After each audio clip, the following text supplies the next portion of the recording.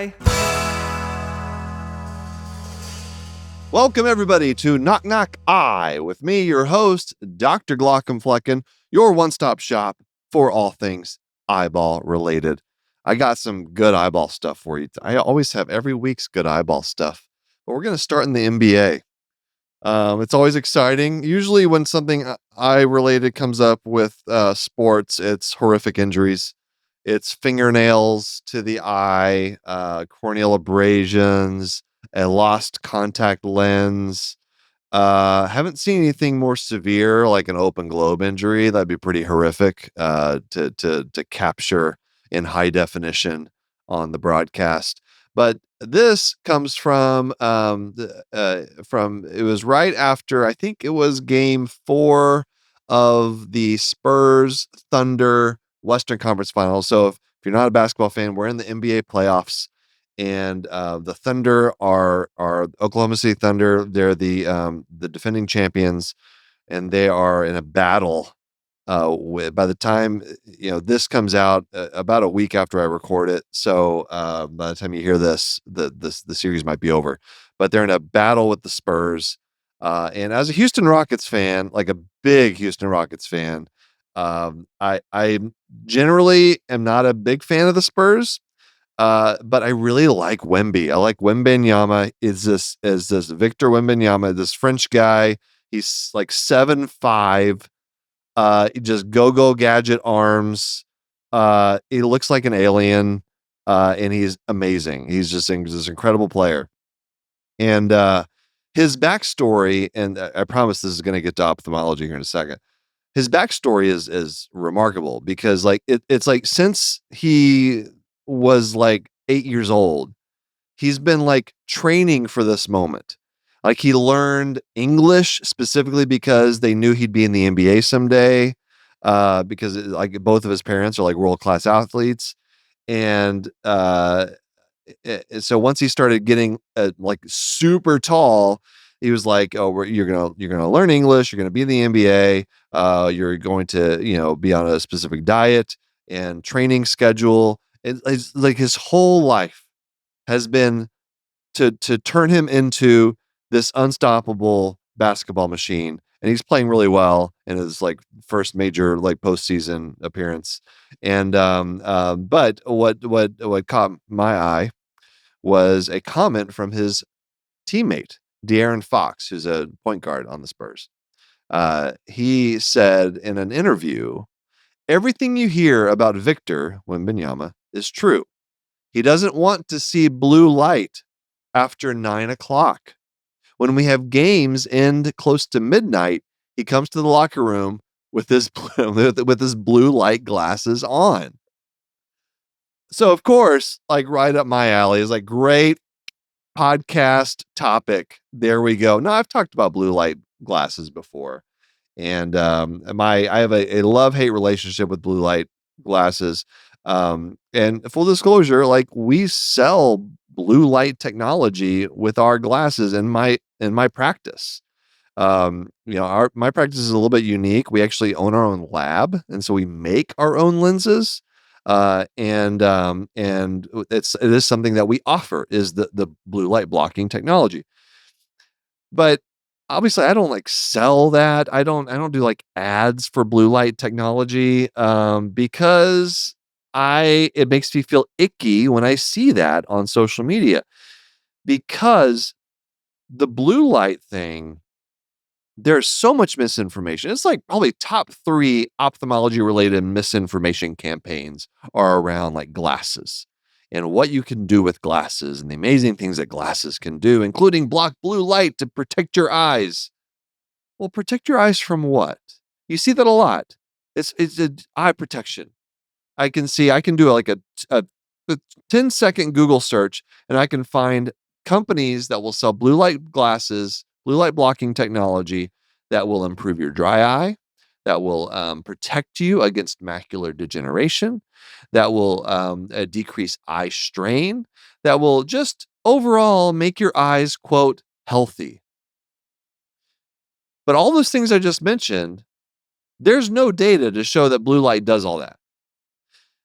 And if we would not even sell it if that was, if there was zero evidence whatsoever. But there is one particular indication for blue light blocking technology that does improve one thing, and that's your sleep.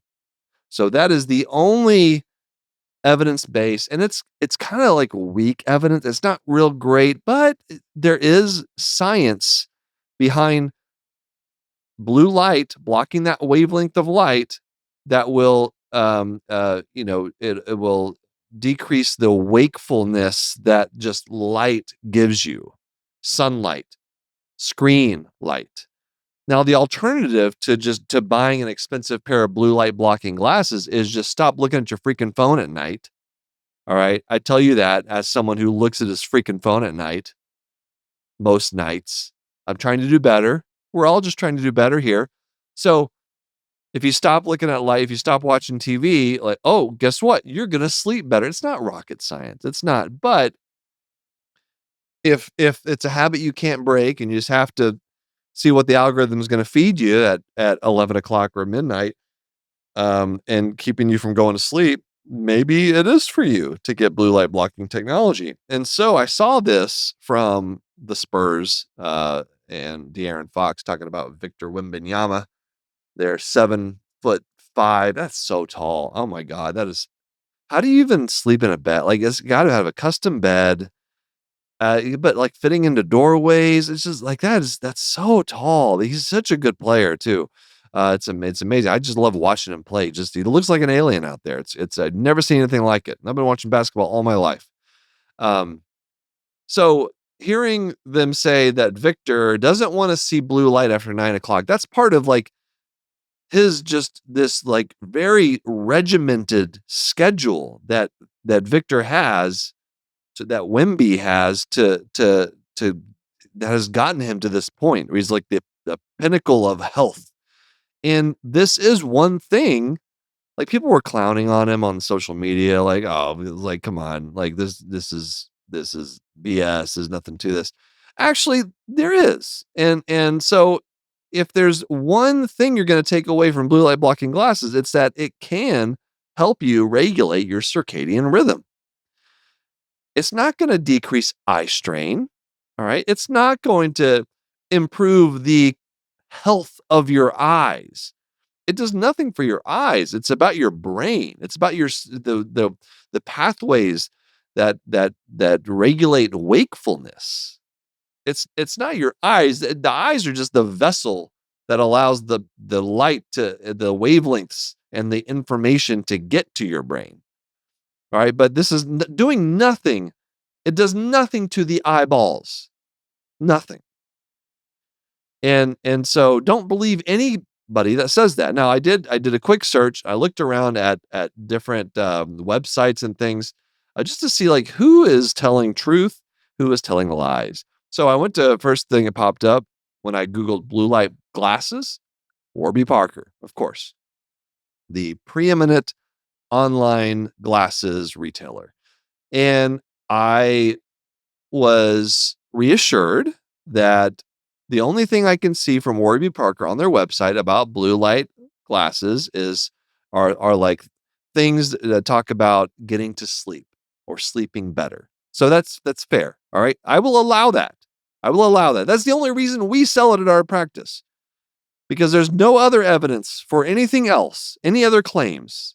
We don't say that. Warby Parker doesn't say that, fortunately, but it doesn't take much further down to see. I'm not going to even name these companies because I've never heard of them, but they're selling blue light glasses. They talk about reducing dryness, improving focus. 83% of people say their eyes feel less tired, strained, and fatigued after using these glasses. No, you could say that the placebo effect might be real, and I'm sure that's playing into it. Or maybe it's how they're asking these questions in the survey or who they're asking them to. I mean, these are not scientific studies I'm talking about. The ones that have been done do not show any benefit to those things. Eye health, reducing dryness, improving focus. No, you don't feel less tired. You don't feel less strained, fatigue. No, none of that. None of that. So don't believe all that stuff. But I'd say, be like Wemby. That's okay. Block some blue light after 9 o'clock. See, and this is what I tell patients too, because I get a lot of, questions about this is, you know, I tell them the evidence we have and the evidence we don't have. And I just tell them, like, listen, try it. What's the worst? Well, the worst case scenario is you're out a couple $100. Get yourself a cheap pair of blue light blocking glasses. If you are really intrigued by this, see how it goes. If you notice all these wonderful things, hey, great. Keep wearing them because they're not going to harm you. All right. It just might be a waste of money if you're wanting things that the science cannot promise you, cannot give you, or has not given us yet. So anyway, that's blue light. So there you go. Blue light glasses in the NBA. All right, maybe it's going to catch on. Maybe we're going to start seeing everybody after games in the evening start putting on their blue light glasses in their post-game interviews. We'll see. Okay, so our big ophthalmology topic though today is going to be is actually from one of our wonderful patrons. So one of the people over on Patreon sent this comment in. It's a great comment. It says, this is about AI reading eye exams. This person says, my NICU has a new AI thing that I hate and tries and fails to stage ROP. And ROP is retinopathy of prematurity.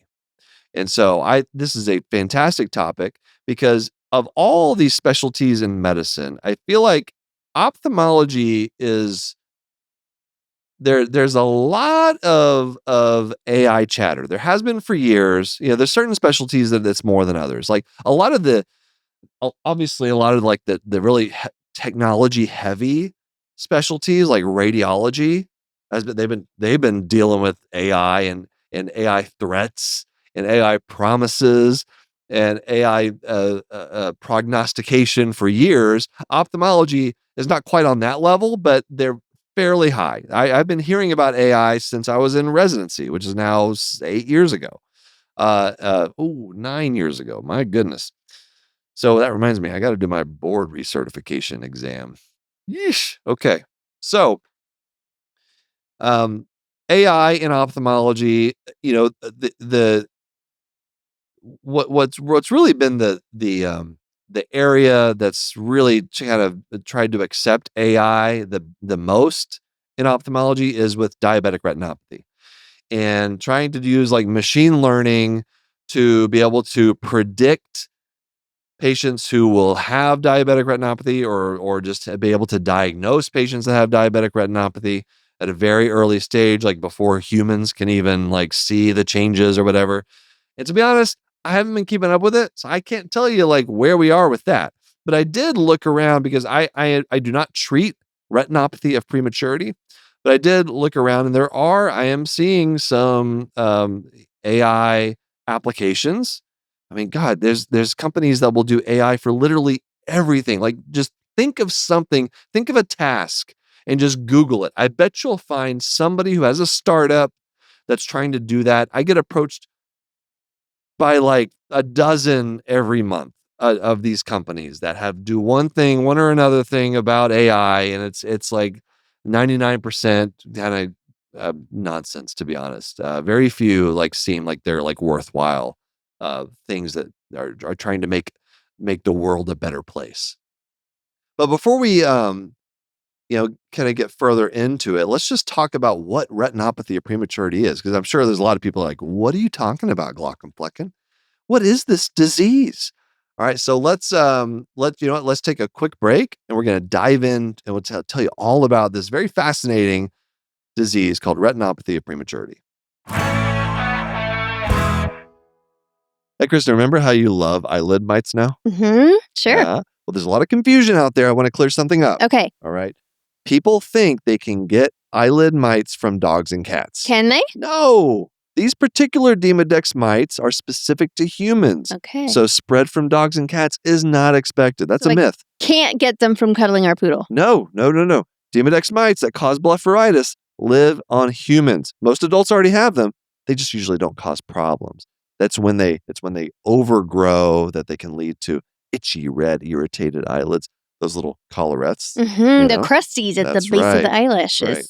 And the good news is there's a prescription eye drop available for Demodex blepharitis. That is great news. To learn more about eyelid health and Demodex blepharitis, visit miteslovelids.com. Again, that's miteslovelids.com to learn more. This ad is brought to you by Tarsus Pharmaceuticals.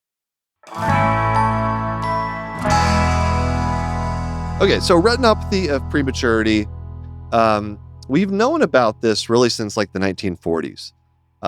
This is a disease that it was the leading cause of blindness in children in the U.S. Back in like the 40s and 50s. Before we really had any idea really what this was, we were seeing these premature infants that were born and had really they developed lots of scarring, retinal detachments, distorted retinas, distorted vasculature, or some eyes that barely had any vasculature at all. And it was very clear that a lot of these, premature infants, they had just they didn't develop the vasculature necessary to have a normal retina, normal perfused retina. And so in utero, the fetus is in a hypoxic state. Now, when infants are born prematurely, the oxygen level is sometimes increased even when oxygenation is at like ambient levels. So you basically give supplemental oxygen to infants. That can be damaging to capillaries. And so the cause of retinopathy of prematurity is when you have a premature birth and there's a mismatch between the normal vascularization of the retina and the oxygen needed to further develop that retina. So basically, the baby is born before the retina has fully vascularized, before it's developed normally.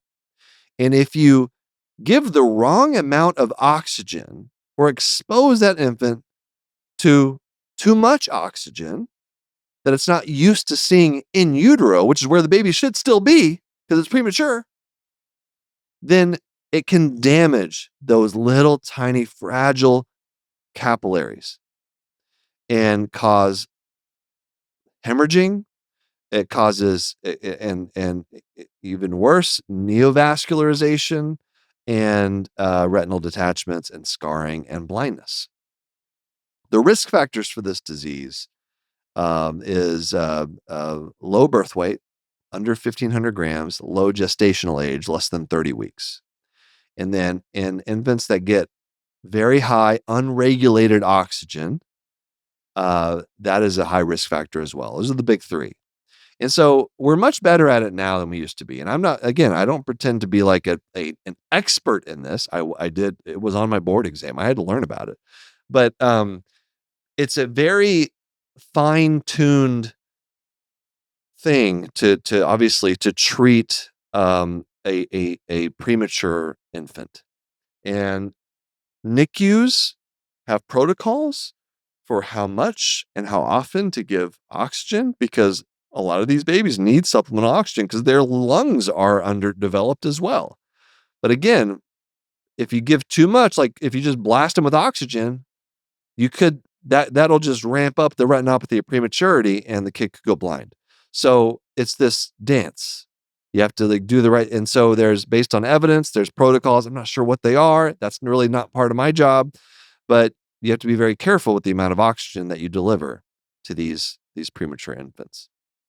And it requires, it's more than just oxygen. Like there's other factors that go into it, some of which we may not even know. But that's a big risk factor is oxygen mismatch. Beyond that, it requires a lot of exams.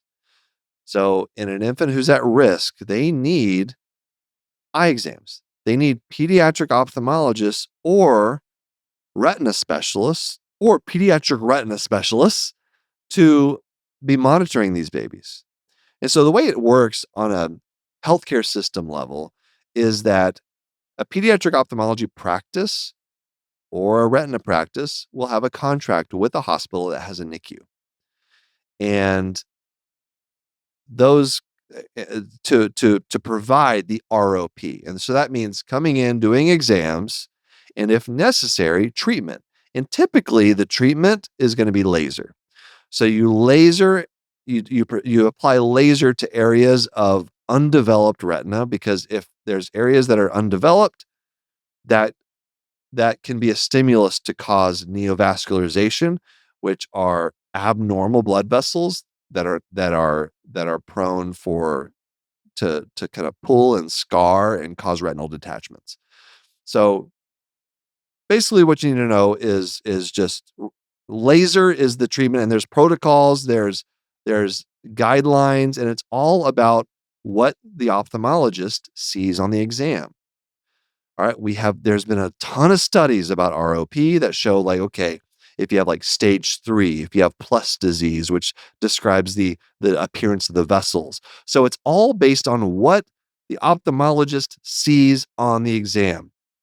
And if the retina reaches a certain threshold of disease, then laser treatment is indicated. If it doesn't, then you just monitor and you watch as hopefully the retina continues to develop after the baby's born. So that's in a really rough nutshell what it means to monitor and treat ROP. It's extremely challenging. It requires, as you can imagine, very detailed expertise. Like, I in no way, shape, or form would be qualified to examine these babies and provide treatment. That's way outside my area of expertise, which is a problem because we have a massive shortage of pediatric ophthalmologists. So this is a huge issue. 90% of counties in the US lack a single pediatric eye specialist. Not one pediatric eye specialist. All right, and get this. 4 states, New Mexico, North Dakota, South Dakota, and Vermont, have 0 pediatric ophthalmologists. Now, this might be old data, so maybe they've gotten one by now. 0 pediatric ophthalmologists. The Dakotas, that's scary, because that means if you need strabismus surgery, if you need like in-depth like amblyopia treatment, like some comprehensive ophthalmologists feel comfortable doing that. And if I didn't have any access to a pediatric ophthalmologist, I could do amblyopia management. But I don't feel I can't do strabismus surgery. I haven't done strabismus surgery since med school and never on my own. Sorry, not med school, residency, and never on my own. And so you're driving, you're going out of state. You're driving 8-10 hours potentially to go see a pediatric ophthalmologist. And there's a lot of reasons for the pediatric ophthalmology shortage. Primarily, low reimbursement rates is a big one. All right, there's just fewer people wanting to go into pediatric ophthalmology, especially when they're the reimbursement prioritizes other subspecialties within ophthalmology. Also, it's becoming more difficult to have your own practice. Pediatric ophthalmology practices, you can absolutely have a pediatric ophthalmology practice, but across the board in ophthalmology and other specialties, there are fewer and fewer independent ophthalmologist-owned practices. And do you think that the private equity-owned practices are looking to add pediatric ophthalmology? No, because it's not the most lucrative. It's not cataracts. It's not a cataract mill. It's not LASIK. It's not cash pay. You have to take care of Medicaid patients. So no.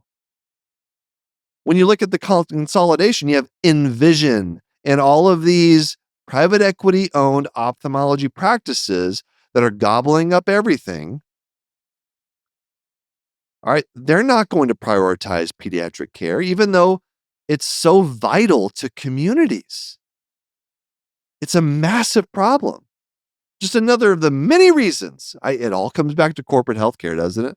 I swear I end up on this topic every single one of these Knock Knock Guy episodes.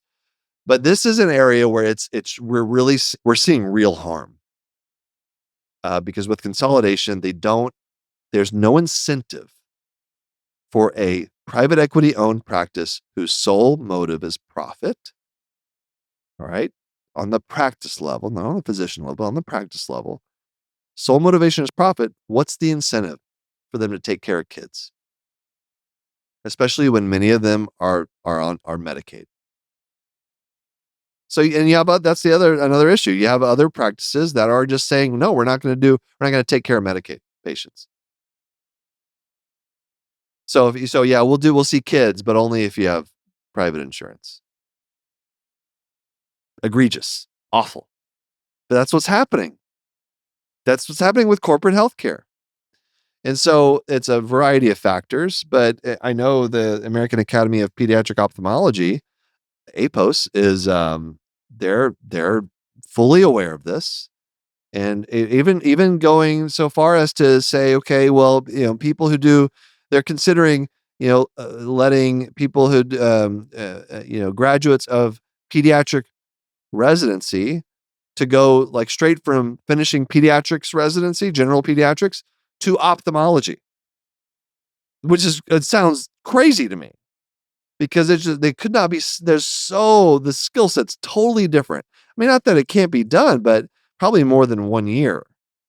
You would need at least a couple of years to like learn how to do all the ophthalmology stuff and then to operate on eyeballs. So I don't, it's a crisis to where they're looking for out of the box solutions like that. So this leads back to the AI issue here, because you have these deserts where there's no pediatric ophthalmology available. Most of in fact, I have a stat here, 1/3 of pediatric ophthalmologists practice in just 4 states: California, New York, Florida, Texas, the most populous states, obviously. So especially in rural communities, they just don't exist. They're not there. So what do you do?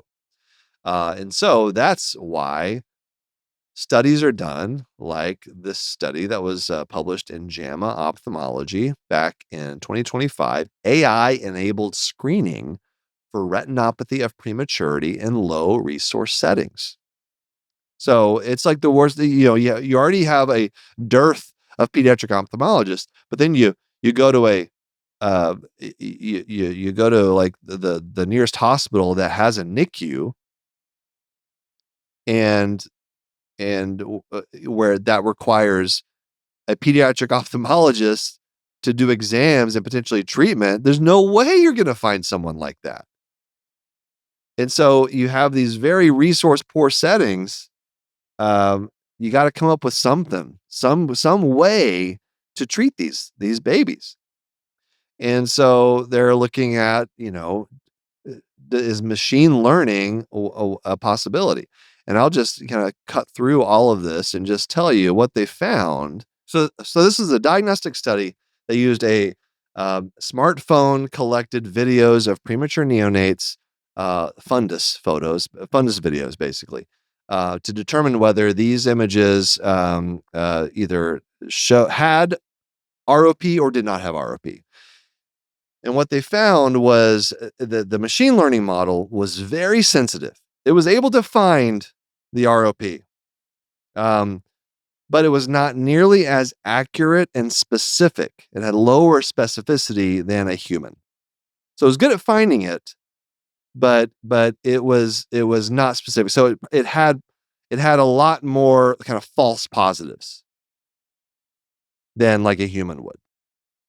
So but it wasn't able to do anything about like, okay, should there be treatment? Because just because a baby has retinopathy prematurity doesn't mean you treat it. And so all that stuff I talked about how important the exam is and interpreting the exam and the severity of the ROP. All right. I'm unless I'm just not coming across, I've been searching around trying to find what I can about AI applications, machine learning, and ROP. I haven't found anything that talked about being able to stratify risk of like, should this baby with ROP have treatment or not? We're not there. We're not there yet. And so, and it's probably not going to be there for a while. This is something that it's hard for humans to do this job, much less relying on a machine learning thing, AI. Retinopathy of prematurity is a high stress. It's has a fair amount of litigation associated with it, because if you screw up, like, you're talking lifelong blindness, right? So these contracts I mentioned earlier, they're high dollar contracts because there's a lot at stake with retinopathy of prematurity. So we are not at the point where I feel like we have enough data to say, like, we can rely on this to accurately diagnose, much less not treat, but determine whether treatment is needed.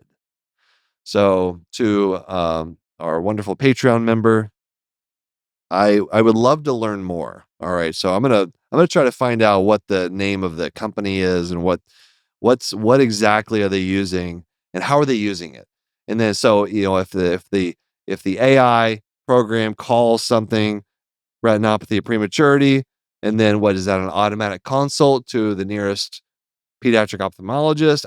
I would love to know what kind of human backups there are to this. But interesting nonetheless. And, are we in a bubble? Is there an AI bubble? Is all of this talk about these AI applications going to go away? I don't think it's going to completely go away, but the cream will rise to the top. There will be things that stick around for good, because they're actually like decent applications and good enough reasons. And it might be stuff like this one day for rural communities who just cannot recruit someone to do the job. That might be a reason why we need some of these AI applications, but not that the volume of things that people are throwing out there. Just throwing stuff against the wall and see if they can get millions of dollars of funding to for it not to go anywhere. That's what it seems like to me, and I think that's what you would call a bubble, right? So anyway, that's retinopathy of prematurity, and that is Knock Knock Eye. Thank you all for listening. Thank you for the content, the content. Thank you for the content suggestion, I'll say. And by the way, check out our Patreon. We're kind of revamping things. It's really enjoying kind of getting a little bit more comments and just back and forth going. And so you can check that out. Patreon for Knock Knock Eye, Knock Knock High. And you can check out more on our website, glockenflecken.com. Thanks to my executive producers, Aaron Corney, Rob Goldman, and Shanti Burke. Editor and engineers, Asa Pertiz. Our music is by Omer Benzvi. Knock Knock. I am Dr. Glockenflecken. Knock Knock I is a human content production. We'll see you next time, everyone.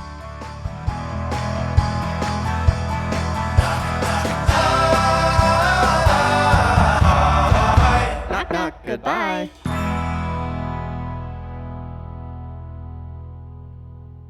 Thanks for watching the episode. You can find more on that playlist over there. If you prefer to listen, or you just had your eyes dilated, you can binge full episodes wherever you get your podcasts, or join the party over on Patreon, where you get early access episodes, hang out with us, get lots of exclusive bonus content. Hope you subscribe, leave a comment below. Let us know what you think.